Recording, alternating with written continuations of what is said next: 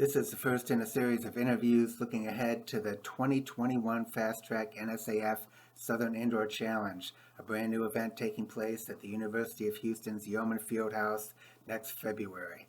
We're going to be talking with meet administrators as well as coaches and athletes who are looking forward to participating as we get ready for this event on the university's brand new blazing banked indoor 200-meter track. So here we go.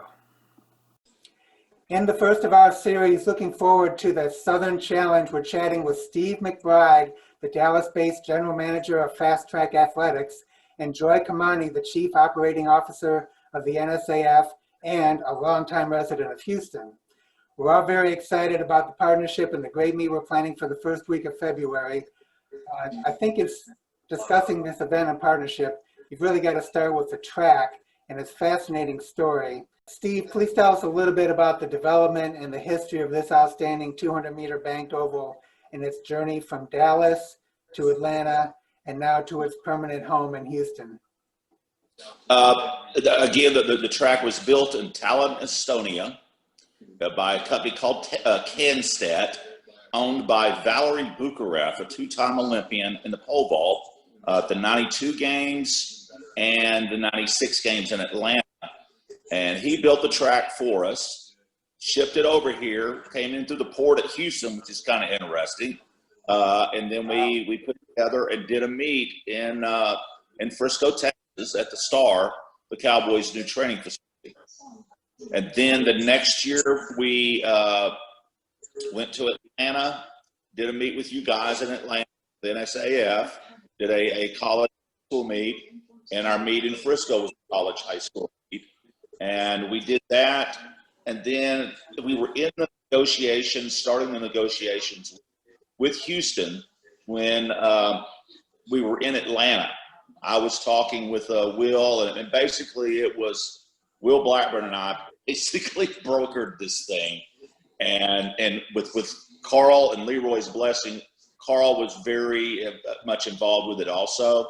And it never hurts to have the best Olympian, track Olympian of American history on your side with doing that. So that's what worked out with it. Then we ended up getting the deal done with the University of Houston. We weren't able to move in until December of 2018. And yeah, it was that was kind of hairy. At least it wasn't a 4-day thing, to put it together like we had done before. But it was still, kind of harrowing. So we got that done, but it was kind of hard to schedule meets that first year. We had a lot more meets last year and a lot better meets last year. And that's what we're just looking to grow and keep going and change the way indoor track is thought of in the state of Texas, and if not America. Well, Steve, tell us a little bit about the transition from Dunamis Sports, which we knew back in 2018 when we had the meet in Atlanta, to FasTrak Athletics and what this organization is now. Basically, we just streamlined quite a bit. Thor and myself are the full-time people with it now. Also, we have a small staff that works with us. And so it just gave us a better opportunity, and we were able to negotiate with University of Houston a lot better by having all of us on the same page. Well, Joy, the NSAF was a big part of what Dunamis Sports did with the meet in Atlanta back in 2018, an outstanding and groundbreaking event. And tell us what inspired the foundation to join forces with this now new organization, FasTrak, and for this meet now, and how did this revived partnership unfold? Well, we've always been in touch. When we originally had the meet in Atlanta, the intention was to continue it every single year. Unfortunately, and to build it into not just a regional meet, but a national caliber experience for our athletes. Unfortunately, the facility was no longer feasible for us, and so we had to take a hiatus. In the meantime, as Steve just described, the negotiations ensued with the University of Houston and the track found a new home. So now the time is right. We have, as I said, continued to have discussions about how the partnership would continue. And we are ready, once again, to have a really beautiful experience for our athletes at the University of Houston. And tell us what it means for the NSAF to be part of a major in-season invitational like this and to be establishing a presence for the first time in Texas. Haha, this is really, really great for us. To put my answer into a better perspective, let me just say this. The National Scholastic Athletics Foundation has two big objectives that mesh with our mission, which basically is to allow athletes to succeed through the sport and to grow up in a national competition environment. Part of that is providing the absolute best indoor and outdoor national championships, giving our athletes that remarkable experience. And the second part of that is obviously to support the sport, which is what we were founded for in the first place. Whether that be our development grants to schools and clubs, getting athletes around the country to meets, or international travel teams or development grants. Since our inception back in 1991, we have actually provided over $4 million in development and travel grants to athletes and programs. And the most of that has been in the last 10, 15 years.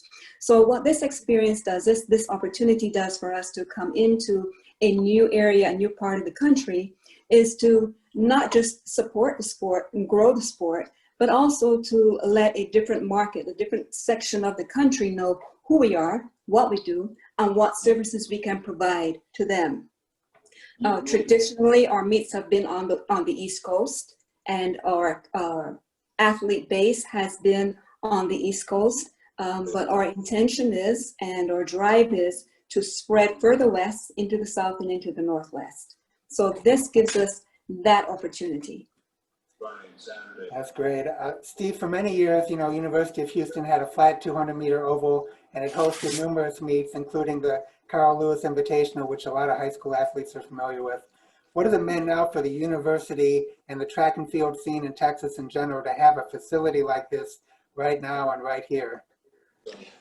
First of all, the University of Houston credits the track, the facility, with bringing the level of their program even higher. 2019, University of Houston's men's program finished second in the nation indoors.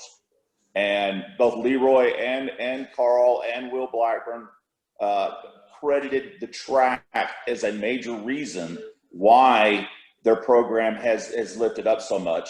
Also, it's a really good recruiting tool for them too.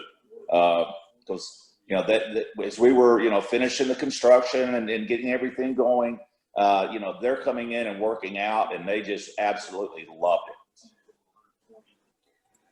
Joy, the meet schedule that we've got planned includes not just events for that we're planning, I should say, includes not just events for high schoolers, but also for youth on one end of the spectrum and post-collegians on the other.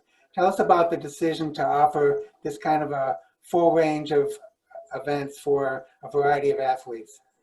It makes sense. That's a big piece. It makes sense. We've got the track for the entire weekend, so we can't lose that time.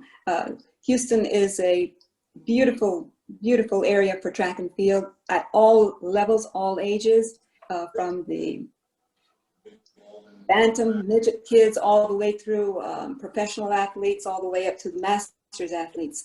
Those programs are all very, very strong here in the Houston area, and as a matter of fact, throughout Texas. So that decision was a very, very simple one to make, probably the easiest one we had to make regarding the entire meet. We have the track. We need to give as many people as possible the opportunity to compete on it, and that's exactly what we're going to do. It wasn't so long ago that there was very little of a track and field scene for athletes in Texas for the indoor season. Then A&M opened their facility, and then Texas Tech got a fast bank track, and now we have this magnificent new facility in Houston. When you think of, you two have both been long time a part of the track and field scene in Texas and seen it evolve. What would you say about the evolution of indoor track in the state overall in the past decade or so, and how this is going to be a big part of the next step? This is major. I remember when my children were in high school many years ago. That was my introduction to indoor track as a parent. I remember even further back when I was in college, we would go up to Fort Worth and run on the boards up there. But bringing it back to recent decades, we would go down to the meet at LSU, and it was awesome. I mean, it was packed. You could not stand in that place. There were so many people. The competitors came from all through Louisiana and Texas and Georgia and other parts of the country. It was great, but it was the only thing we had. And that was it. After that, we waited until February, March before we could start our outdoor competition. And then, as you said, the other facilities opened up. The A&M facility, the tech facility, the one in Arkansas went from being in a shed to being in that beautiful facility. I remember those days. I used to go there for that meet before that freeway was built, all those mountain curves. So I remember all I remember that too, Joy. It was harrowing. There was a sign that said so many people had died on the curb. Anyway, so having this opportunity now to make it kind of full circle, to have all of these opportunities within Texas, hopefully will lead to the UIL allowing us to have an indoor season where the meets that are run indoors do not count toward the very meager amount of meets that our athletes here in Texas are allowed to compete in every year outside of the district qualifyings and so forth. Because right now, if a high school decides that they want to run at an indoor meet, that indoor meet, if run as a school and not as a club or individually, will count toward the number of meets that the UIL, which is our high school governing body, allows us to run. So having this is just fabulous. It really is. Steve, what is your perspective, having been involved in the sport as long as you have in Texas? What would you say about the way this has kind of developed over the years? We get past this crazy year here, then I think the sky's the limit with it. Like Joyce said, we went from a 200-meter flat track, which was the only track in the state of Texas for the longest time. And now we have 3 bank tracks in the state of Texas. Ours is the most used one because it's available more. The Tech does a pretty good job of having a lot of meets, but not as many as we do. And no offense to Texas Tech and the great city of Lubbock, but it's so much easier to get in and out of the city of Houston. And the travel-wise is so much easier also. But I think, once we really get this going, I think our date for our meet this year is perfect because the high schools all start running outdoors the next week. We can parlay this into the future of it being, like Joy said, eventually being like a state championship and also, possibly a national qualifier for NSAF in their March beat, wherever that's going to be in the future. Well, thanks to both of you for being part of this great conversation, and we're looking forward to the meet coming up in February, early first weekend of February 2021, and just talking with a lot more coaches and athletes who are planning on participating and heading to Houston for this fantastic event. So thank you so much, and we'll see you next time. You're welcome, Steve. And as we say down here, y'all come on down. Yeah.